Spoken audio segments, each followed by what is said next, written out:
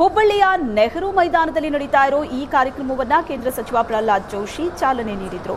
ಹುಬ್ಬಳ್ಳಿ ಧಾರವಾಡ ಸುತ್ತಮುತ್ತಲಿನ ಪ್ರತಿಷ್ಠಿತ 69 ಶಿಕ್ಷಣ ಸಂಸ್ಥೆಗಳು ಭಾಗವಹಿಸಿರೋ ಈ ಕಾರ್ಯಕ್ರಮದಲ್ಲಿ ಜಿಲ್ಲಾಧಿಕಾರಿ ದಿವ್ಯ ಪ್ರಭಾ ಭಾಗಿಯಾಗಿದ್ದರು. ಇಂದು ಮತ್ತು ನಾಳೆ ನಡೀತಾ ಇರೋ ಎಡ್ಯುವರ್ಸ್ ವಿದ್ಯಾರ್ಥಿಗಳಿಗೆ ಉದ್ಯೋಗಾವಕಾಶ ತಿಳಿಸಿಕೊಡೋ ವೇದಿಕೆಯಾಗಿ ಕೆಲಸ ಮಾಡಲಿದೆ.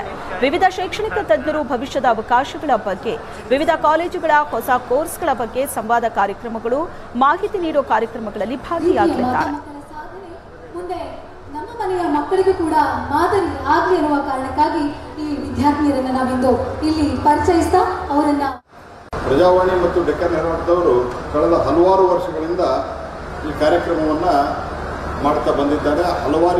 ಹಲವು ವಿದ್ಯಾರ್ಥಿಗಳಿಗೆ ಟರ್ನಿಂಗ್ ಪಾಯಿಂಟ್ ಇರುವಂಥ ಸಂದರ್ಭದಲ್ಲಿ ಸೂಕ್ತವಾದಂಥ ಇಂಟರಾಕ್ಷನ್ ಮಾಡಿಕೊಡುವಂಥ ಅವಕಾಶವನ್ನು ಅವರು ಮಾಡಿಕೊಟ್ಟಿದ್ದಾರೆ. ನಿಮ್ಮೆಲ್ಲರ ಪರವಾಗಿ ನಾನು ಪ್ರಜಾವಾಣಿ ಮತ್ತು ಡೆಕ್ಕನ್ ಹೆರಾಲ್ಡ್ದವರಿಗೆ ಧನ್ಯವಾದವನ್ನು ಅರ್ಪಿಸ್ತೀನಿ.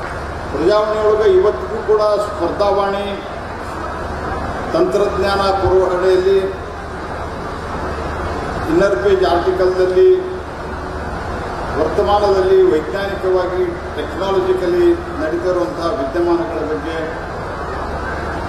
ಲೇಖನಗಳು ಮತ್ತು ವಿಸ್ತೃತವಾದಂತಹ ಅದರ ಬಗ್ಗೆ ಚರ್ಚೆ, ಈ ಎಲ್ಲ ಸಂಗತಿಗಳನ್ನು ಮಾಡುವುದರ ಜೊತೆಗೆ ಈ ಕಾರ್ಯಕ್ರಮವನ್ನು ಮಾಡ್ತಾ ಇದ್ದಾರೆ. ಮಕ್ಕಳ ಅಭಿರುಚಿ ಗುರುತಿಸಿ ಅವ್ರಿಗೆ ಎಲ್ಲಿ ಹೋಗ್ಲಿಕ್ಕೆ ಅವ್ರನ್ನ ಬಿಟ್ಟರೆ ಅವ್ರಿಗೆ ಪರಿಶ್ರಮವನ್ನು ಕೊಡಬೇಕು, ಕಠಿಣವಾದಂಥ ಪರಿಶ್ರಮವನ್ನು ಕೊಡಬೇಕು.